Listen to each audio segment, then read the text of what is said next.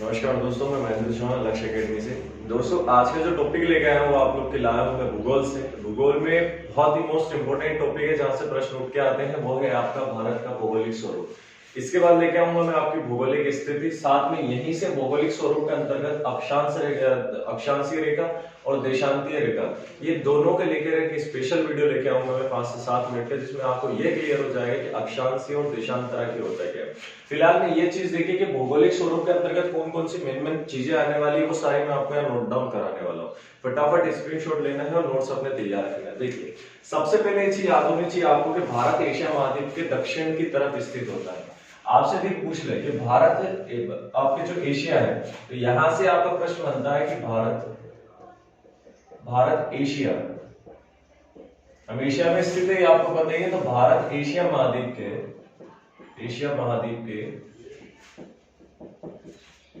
दक्षिण में स्थित है। कहां स्थित है? भारत एशिया महाद्वीप के दक्षिण में स्थित है। ठीक है। दूसरा पॉइंट यहां से बनेगा आपका कि भारत का क्षेत्रफल। तो भारत का क्षेत्रफल कितना है? भारत का क्षेत्रफल कितना है? तो 32, 87, 26, यानी कि कितना है आपका 32, 87, 26 वर्ग किलोमीटर। ये आपको याद करना है, वर्ग किलोमीटर। कहीं कहीं आपका प्रश्न बनेगा, वो आपसे डायरेक्टली बोल देगा 328, तो आपको याद होना चाहिए 328, यानी कि 32, 87, 26 में से 328 भी आपको दे दे तो भी आपका उत्तर सही होना चाहिए। तीसरा पॉइंट इसमें दे रखा है भारत की चौड़ाई दक्षिण उत्तर। अब देखिए, यहां से यहां तक ये जो आपका विस्तार है, यानी कि उत्तर से दक्षिण तक और पूरब से पश्चिम तक, तो इसकी चौड़ाई है। तो यदि मैं उत्तर से दक्षिण की बात करूं, तो भारत की उत्तर से दक्षिण की चौड़ाई, उत्तर से दक्षिण की जो चौड़ाई है इसकी कितनी है? 32, 14 किलोमीटर। और यदि मैं पूरब से पश्चिम की बात करूं, पूरब से पश्चिम की यदि बात करूं इधर से उधर, तो ये आपकी 29-33 किलोमीटर। ठीक है। तो दोनों चीज याद रखना है आपको। कौन सा? कि उत्तर से दक्षिण की यदि बात करूं, ये आपका उत्तर है, ये आपका दक्षिण है, ये आपका पूरब है और ये आपका पश्चिम है। तो यदि मैं यहाँ पर उत्तर से दक्षिण की चौड़ाई की बात करूं तो कितना फैला हुआ है? 32-14 किलोमीटर है। और यदि पूरब से पश्चिम की बात करूं तो कितना है आपका? 29-33 किलोमीटर है। ठीक है, ये आपको याद रखना है। उसके बाद अगला है आपका कि भारत का जो क्षेत्रफल है विश्व के स्थलीय भाग का कितना प्रतिशत है? तो ये भी लिखिए आप, भारत का क्षेत्रफल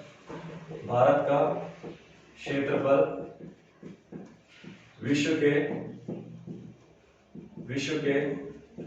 स्थलीय भाग का 2.4% है। तो ये भी आपसे कभी प्रश्न पूछ लेता है कि भारत का क्षेत्रफल विश्व के स्थलीय भाग का कितना प्रतिशत है? तो 2.4% है। उसके बाद अगला पॉइंट यहां से बनता है कि विश्व में क्षेत्रफल की दृष्टि से और जनसंख्या की दृष्टि से। तो यहां से भी आपका एक प्रश्न उठ के आता है कि विश्व में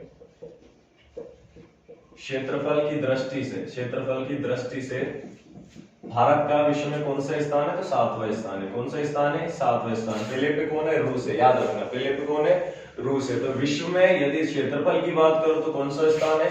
7वां स्थान। यदि विश्व में आपसे जनसंख्या की बात करूं तो जनसंख्या में कौन सा स्थान है?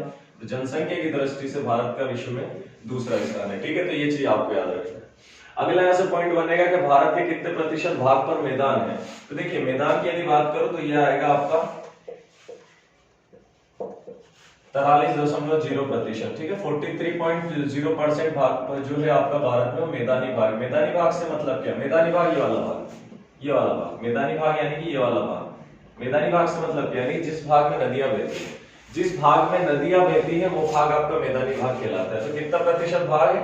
43% भाग। ठीक है। उसके बाद है कि कितने प्रतिशत भाग पर पर्वत और पहाड़ियां है? तो पर्वत और पहाड़ियां यानी कि ये वाला क्षेत्र, ये पर्वतीय क्षेत्र है। आपको ऊपर ऊपर जो दिखाई दे रहा है यहाँ से, ये आपका कौन सा क्षेत्र है? पर्वतीय क्षेत्र। तो यदि यहाँ से प्रश्न पूछ लिया जाए तो ध्यान रखना आपको 29.3% भाग जो है आपका भारत में वो पर्वतीय और पहाड़ी क्षेत्र है। ठीक है, पर्वतीय और पहाड़ी क्षेत्र। तो ये आपको याद रखना है।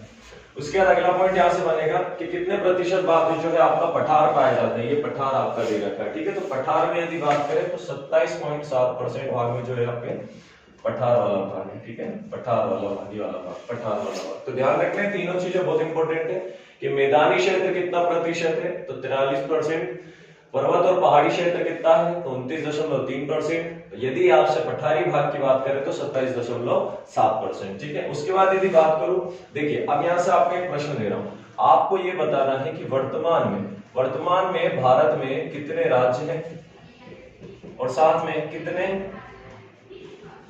केंद्र शासित प्रदेश। ये दोनों ही आपके प्रश्न है। तो जानता हूं किसी को आते होंगे, किसी को नहीं आते होंगे, कि अभी जो है केंद्र शासित प्रदेश बढ़े थे, पर एक कॉमन सेंस वाला क्वेश्चन इसलिए आप लोगों को मैं दे रहा हूं, कमेंट्स में जरूर मुझे बताएं कि राज्य कितने हैं, साथ में केंद्र शासित प्रदेश कितने हैं। ठीक है, चलिए ये हो गया। आखिरी यहां से देखते हैं आपका क्या पॉइंट बनता है कि भारत के पूर्व में कितने राज्य हैं। ठीक है ना, देखिए हाँ, यहां से प्रश्न पूछा जाता है भारत के पूर्व में 7 राज्य जिनको 7 सिस्टर्स के नाम से जाना जाता है। भारत के पूर्वी क्षेत्र यानी कि ये वाला क्षेत्र, पूर्वी क्षेत्र, यहाँ पे 7 राज्य हैं जिनको 7 सिस्टर यानी 7 बहनों के राज्य के नाम से जाना जाता है। कौन कौन सा देख लो, तो 7 सिस्टर्स के नाम से जाने जाते हैं। 7 सिस्टर्स के नाम से जाने जाते हैं कौन, एक तो हो गया आपका अरुणाचल प्रदेश, दूसरा हो गया आपका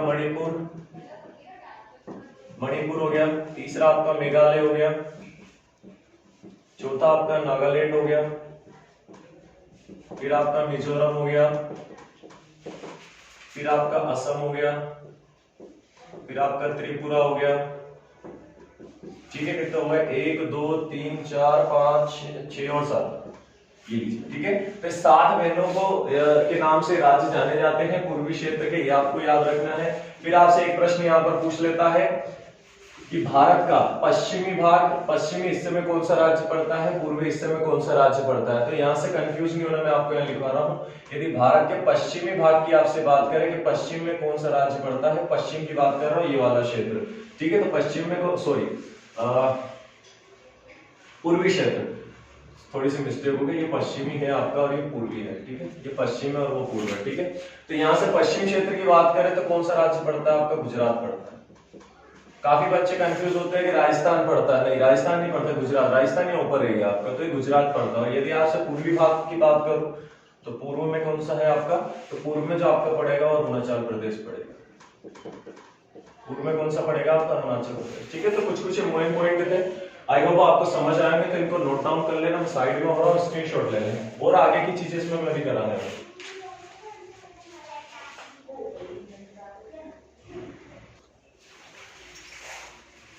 चलिए देखते हैं, तो ये तो भौगोलिक स्वरूप की बात होगी। अब थोड़ी सी भारत की यहाँ पर स्थिति की यदि हम बात कर लें, भारत की स्थिति की बात करते हैं, भारत की स्थिति की बात करते हैं, तो देखिए भारत की यदि मैं स्थिति की बात करूं तो देखते हैं। चलिए पहला पॉइंट क्या है इसमें कि अक्षांशीय देशांतर ग्लोब पर खींची गई काल्पनिक रेखा। देखिए विश्व मानचित्र की यदि मैं बात करूं, ग्लोब कैसा होता है आपका, ये इस तरह से ग्लोब होता है, आपने देखा होगा, और कुछ इस तरह से ये आपने देखा है ग्लोब है आप। तो ये कौन सा है, ये विश्व मानचित्र है। विश्व मानचित्र में यदि हमारी बात करें भारत कौन से हिस्से में, तो यदि ये विश्व मानचित्र की बात करूं तो भारत हमारा किस ओर है, ये आपका ये भारत है, यानी कौन सा, उत्तर पूर्वी क्षेत्र में, उत्तर पूर्वी क्षेत्र में कौन स्थित है, हमारा भारत स्थित है। तो ये आपको याद रखना है, कौन से हिस्से में, उत्तर पूर्वी हिस्से में। ये उत्तर पूर्वी जो हिस्सा है, इस क्षेत्र में, इस एरिया में, इस हिस्से में कौन स्थित है, हमारा भारत स्थित है। क्लियर है आप। अब यहाँ पर दो रेखा की बात करें एक होती है अक्षांश रेखा जो यहाँ पूरब से पश्चिम, इधर से उधर, ठीक है ना, यहाँ से पश्चिम से पूरब की ओर खींची जाती है इस तरह से। तो ये आपकी कौन सी होती है, ये आपकी अक्षांशीय रेखा होती है। कौन सी, अक्षांशीय रेखा होती है। और जो आपकी सीधी जो आपकी सीधी रेखा खींची जाती है ऊपर से, ये दो ध्रुव यानी कि एक के नीचे है जहां पे लगा हुआ है, और एक ऊपर का ध्रुव है। ठीक है, तो ऊपर से इधर की ओर, जो नीचे की ओर, उत्तर से दक्षिण की ओर जो खींची जाती है, ये आपकी कौन सी रेखाएं कहलाती हैं, तो ये आपकी देशांतर रेखा कहलाती है। कौन सी रेखा, देशांतर, यानी जो सीधी आपकी आ रही है ऊपर से नीचे, दो ध्रुव, ये एक ध्रुव है, ये दूसरा ध्रुव है, ये आपका कौन सा, उत्तरी ध्रुव या दक्षिणी ध्रुव। तो ये जो ऊपर से नीचे की ओर आ रही है, ये आपकी होती है देशांतरी रेखा, और जो यहाँ से सीधी आपकी रेखा जा रही होती है आपकी कौन सी, अक्षांशीय रेखा। क्लियर है यहाँ तक। तो अक्षांशीय देशांतर में कंफ्यूजन नहीं होना चाहिए, आपको थोड़ा सा ध्यान रखिए। चलिए, तो यहाँ से आपको बोला गया है कि अक्षांशीय देशांतर ग्लोब पर खींची गई काल्पनिक रेखा है, बिल्कुल ठीक है, और ये भूमध्य रेखा के समांतर खींची जाती है। तो भूमध्य रेखा कौन सी है आपकी, ये बीच वाली, जैसे मैंने बताया, ये बीच में, ये बीच वाली जो रेखा ना, ये कौन सी रेखा कहलाती है, भूमध्य रेखा। भूमध्य रेखा को आपका विषुवत रेखा भी बोला जाता है, भूमध्य रेखा को विषुवत रेखा के नाम से भी जाना जाता है, साथ में 0 डिग्री भी बोला जाता है इसके, ठीक है। और इसके ऊपर वाली जो होती है आपने देखा होगा कर्क रेखा, और इसके जस्ट नीचे की ओर रहती है तो ये आपकी कौन सी कहलाती है, मकर रेखा, ठीक है। तो ये दोनों ही इसके भूमध्य रेखा की समांतर होती है और भूमध्य रेखा 2 भागों में इसको बांटती है, ठीक है। तो याद रखना आपको, इतना आपको पता होना चाहिए। और कर्क रेखा की बात करूं तो ये भारत के बिल्कुल मध्य से निकलती है। कौन कौन से राज्य को छूती है वो मैं आपको लिखवाने वाला हूं। तो यहां से आप प्रश्न देख लेते हैं कि भूमध्य भारत को 2 भाग में बांटती है, ये आपको याद रखना है कि भूमध्य रेखा जो है, भूमध्य रेखा भारत को 2 भागों में बांटती है, 2 भागों में बांटती है। कितने भागों में बांटती है, 2 भागों में बांटती है। साथ में भारत का मुख्य जो आपका भूभाग है, ठीक है। अब यदि बात करो कि भारत का मुख्य भूभाग, भारत का मुख्य भूभाग से मतलब क्या है, ये यहां से यहां तक का जो छूरा है, यहां से यहां तक का जो छूरा है वो भाग कितना है, तो वो भाग आपका इन्हीं अक्षांशियों से, देखो अक्षांशी ऐसे निकल रही है इसमें बीच में से, तो ये अक्षांशी जो रहती है ना, ये 1-1 डिग्री का इसमें अंतर रहता है। देखिए तो यही जो भाग है ना आपको, यहाँ से नीचे वाली रेखा जो इसको छूती हुई जा रही है, ये इस तरह से जा रही है, ये वाली रेखा और ये वाली रेखा जो ऊपर से छू के निकलेगी, ठीक है। तो यहां से वहां तक का जो इसका भूभाग को जो छू रही है वो आपको बताना है। तो वो कितना है आपका, तो 8 डिग्री 4 मिनट, ये इसका मतलब जो रहता है ना, डेसियल मिनट रहती है। मैं सब आपको एक अलग से वीडियो लेके आऊंगा, फिलहाल मैं आप नोट्स बनाइए, अलग से वीडियो लेके आऊंगा, उसमें सारी चीजें क्लियर करूंगा कि डिग्री मिनट क्या होता है, ये अक्षांश और देशांतर क्या होता है। फिलहाल याद रखें हम भारत का भौगोलिक स्वरूप पढ़ रहे थे, अब भारत की स्थिति की हम बात कर रहे हैं, ठीक है। इसी के साथ यदि बात करूं तो देखिए 8 डिग्री 4 मिनट, यानी यहां से लेकर ऊपर तक का कितना दे रखा आपका, 37 डिग्री 6 मिनट तक, 37 डिग्री 6 मिनट तक इसका यहां से वहां तक भूभाग स्पर्श करती है। और यदि मैं देशांतर की बात करूं, किसकी, देशांतर की, यदि मैं देशांतर की बात करूं, देशांतर की बात करूं तो यह आपका दे रखा है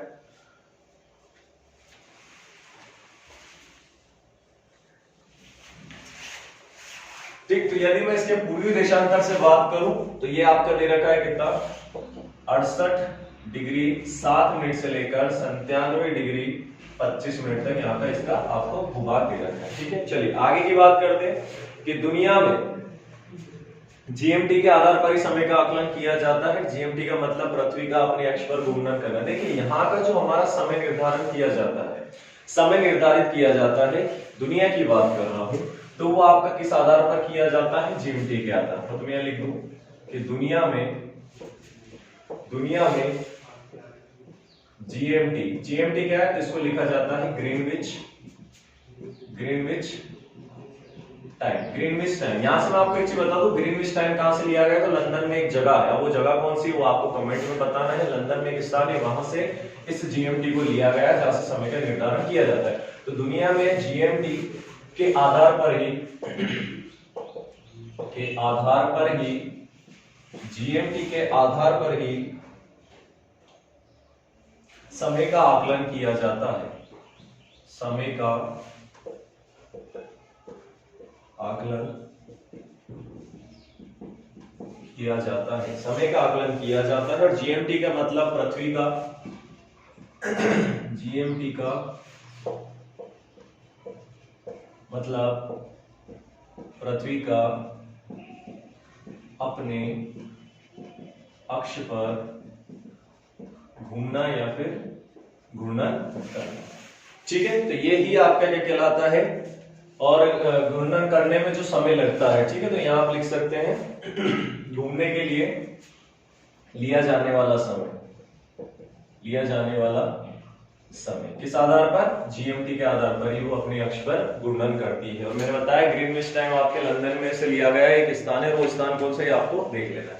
दूसरा एक इंपॉर्टेंट पॉइंट यहाँ पर नोट करना है आपको, इंपॉर्टेंट पॉइंट है, नोट डाउन करना है कि पृथ्वी को एक देशांतर पूरा करने पर 4 मिनट का समय लगता है। तो पृथ्वी को एक देशांतर यानी पृथ्वी यूं घूमती है गोल, ऐसा तो नहीं यूं घूमेगी ऐसे, तो ऐसे घूमने में एक एक डिग्री मैंने बोला ये आपका एक डिग्री का अंतराल होता है। तो इस 1 डिग्री घूमने में कितना समय लगता है देखिए, तो पृथ्वी को 1 डिग्री देशांतर पूरा करने में 4 मिनट, ये देश से मिनट दर्शाया जाता है, तो 4 मिनट में इधर भी लिख देता हूं ब्रैकेट में, 4 मिनट का समय लगता। तो पृथ्वी को 1 डिग्री देशांतर पर घूमने में 4 मिनट का समय लगता है। तो मुझे आप एक बात बताइए, 360 डिग्री यानी कि 1 डिग्री में लग रहा है। अपनी बात है, देखिए 360 का मतलब क्या है, ये इधर वाला हिस्से की यदि बात करूं तो ये आपका 180 होगा कि नहीं होगा, ये 90 इधर 180, तो ऐसे कैसे पीछे की ओर होगा, 90 180, तो 180 कितना हो जाएगा 360। तो जब ये पूरा यहां से चालू होके पीछे घूम के वापस इस जगह पर आ जाएगी, तो 360 डिग्री घूम रही है, तो यहां से लिखना। तो मुझे बताइए 360 डिग्री घूमने में उसे कितना समय लगेगा, 360 डिग्री उसे घूमने में कितना समय लगेगा। तो जब 1 डिग्री घूमने में उसे 4 मिनट लग रहा है, तो 360 घूमने में, तो 4 का गुणा कर दो, 4 का गुणा करेंगे तो कितना आएगा, 4 0 का 0, 4 छंग 24 का 4 हासिल 2, 4 तिया 18, 4 तिया 12, तो कितना हो गया 40, यानी कितना समय लगेगा 1440 मिनट का समय लगेगा। और यदि घंटे की बात करूं तो घंटा कैसे निकालूंगा, तो इसमें आप 60 का गुणा कर दो, 60 का भाग देते 6 से 6 गया, आप इसको भाग देंगे तो कितना हो जाएगा 6 दूनी 12 और आपको बचा 2, तो कितना हो गया 6 चुकू 24, यानी कितना का समय लगेगा, 24 घंटे का समय लगेगा पृथ्वी को अपने एक अक्षेत्र का चक्कर लगाने में। क्लियर है यहाँ तक। तो ये चीजें भी आपको याद रखनी, कभी कभी प्रश्न पूछ लिया जाता है कि एक देशांतर पूरा करने में 4 मिनट का समय लगता है, तो एक पूरा गोल घेरा यानी 360 मिनट, तो कितना लगेगा, 4 का भाग गुणा किया 1440, और मिनट दिया घंटे में निकालना, तो 60 का भाग दे देगा, 24 घंटे का आपका समय आ जाएगा। ठीक है, तो ये क्या है, पृथ्वी का अपने अक्ष पर घूर्णन करना। अब यदि देखिए, ये बात तो की थी मैंने कौन सी, कि दुनिया में यदि समय का वो कर रहा है आकलन। अब यदि मैं भारत की बात करूं, तो भारत की बात करूंगा तो देखिए भारत का किस आधार पर किया जाता है, तो वो भी देख लीजिए। तो भारत में समय का आकलन 82.5 डिग्री पूर्वी देशांतर का उपयोग किया जाता है। तो भारत में समय का आकलन करने के लिए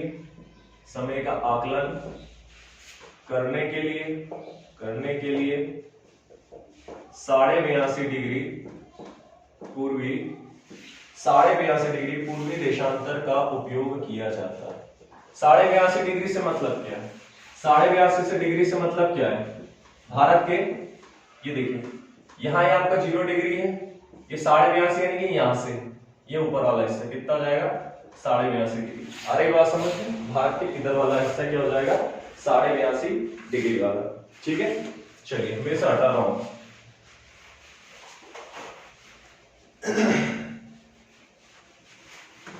ठीक है, तो चीजें समझ में आ रही होगी उम्मीद है। नोट्स बनाते जाइए और इन चीजों को थोड़ा सा आप समझने की कोशिश करेंगे तो उम्मीद है आप लोग को समझ में आएगी।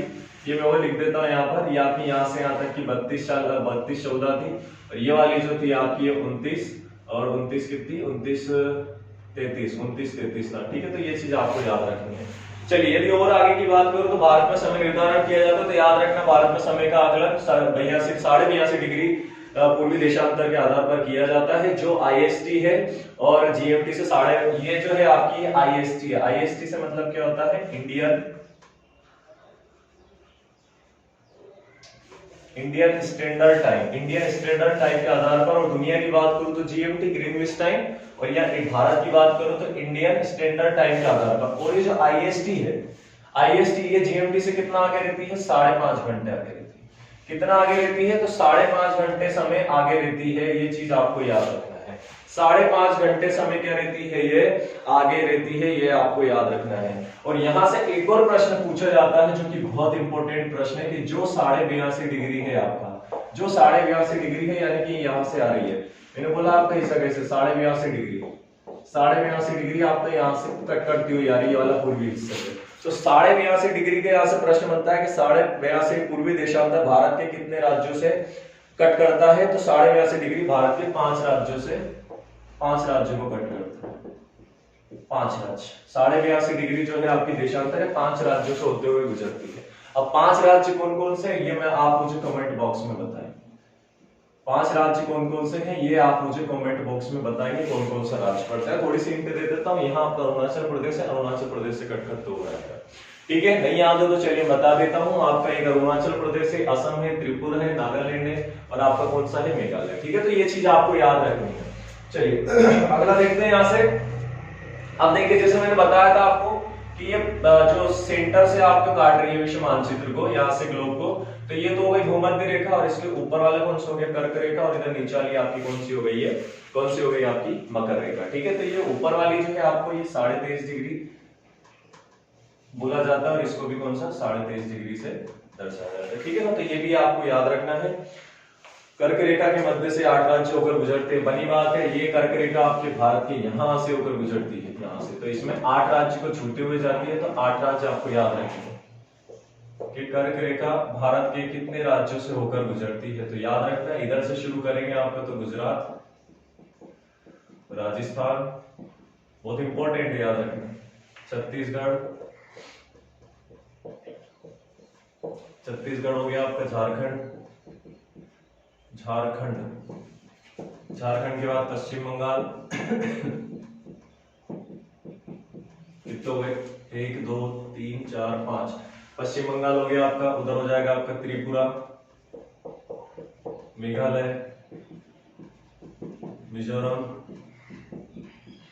ठीक है, तो कर्क रेखा भारत के 8 राज्यों से गुजरती है। तो 1 2 3 4 5 6 7 8। ठीक है, देख सकते हैं आप, तो ये 8 राज्य से होकर कर्क रेखा गुजरती है, जो कि भारत के बिल्कुल मध्य से होकर गुजरती है। ये आपको याद रखना है।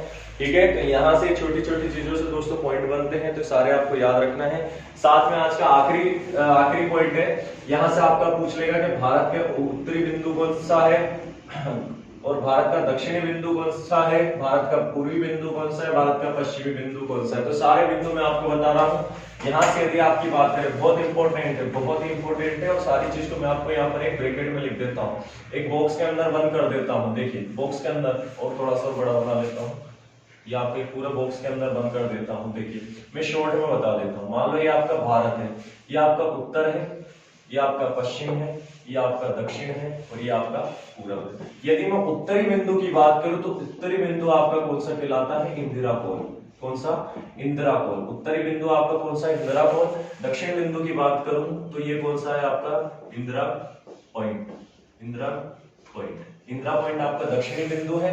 यदि पूर्वी की बिंदु की बात करूं तो ये वालांगू है, वालांगू, जो कि आपका अरुणाचल प्रदेश में पड़ता है। इधर की यदि बात करूं तो गुजरात के, ये आपका पड़ता है सरक्रिक। ठीक है, तो उम्मीद है आपको ये वीडियो अच्छा लगा होगा। पहला उत्तरी पॉइंट इंदिरा कोण, दक्षिणी पॉइंट इंदिरा पॉइंट, और तीसरा आपका पूर्वी बिंदु आपका वालांगू, और चौथा दे रखा है आपको जो पश्चिम बिंदु सरक्रिक। तो दोस्तों आई होप आपको अच्छा लगा। वीडियो थोड़ा सा लंबा जरूर बन गया है, लेकिन सारी चीजें मैंने आपके यहाँ पे इंक्लूड कर दी है। भारत का भौगोलिक स्वरूप और साथ में स्थिति। अगला वीडियो लेके आऊंगा पूरा का पूरा देशांतर और अक्षांश से लेके आऊंगा, आपको सारी चीजें क्लियर हो जाएगी कि आखिर होता क्या है, ये क्या होता है, और साथ में इसके बाद आएंगे हम लोग भौतिक स्वरूप लेके। दोस्तों अच्छा लगा कमेंट करें, शेयर करें, सब्सक्राइब जरूर करें। जय हिंद।